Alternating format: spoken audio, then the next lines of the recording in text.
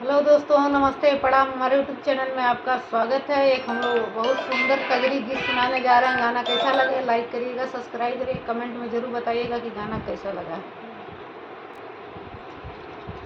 नगवा डसले बाटे हो, नगवा डसले बाटे रोहित के फुलवरिया में, काशी बीच सहरिया में ना।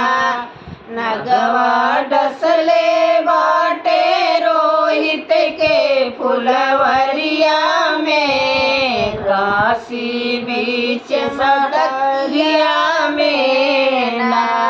रोहित तोड़े गई ने फूल, नगवा डसले से अंगूर। रोहित तोड़े गई ने फूल, नगवा डसले से अंगूर। रोहित गिरी गई ले हो, रोहित गिरी गई ले फुलवा के फुलवरिया में, काशी बीच सहरिया में ना।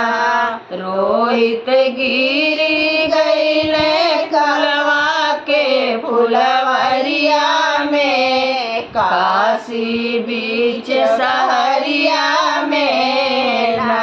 माता बिलिक बिलिक के रोवे, मुकुड़ाया आंसुओं से धोवे। माता बिलिक बिलिक के रोवे, मुकुड़ाया आंसुओं से धोवे।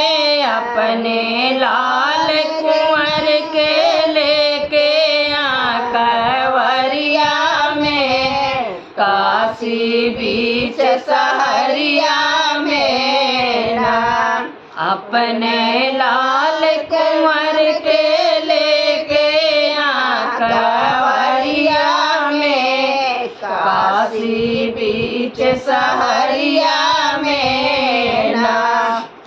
माता लसिया जो उठाए, चारों कोनवा डगमगाए। माता लसिया ले उठाए, चारों कोनवा डगमगाए। भगवान आई गई ले मरघट के रखवरिया में, काशी बीच सहरिया में ना। सुना सुना तारा रानी, तू तो बाटियो बड़ी दानी। सुना सुना तारा रानी, तू तो बाटियो बड़ी दानी। चिड़िया दैना दे तू मरघट के रखवरिया में, काशी बीच सहरिया में ना। चिड़िया दैना दे तू मरघट के रखवरिया में, काशी बीच सहरिया में ना।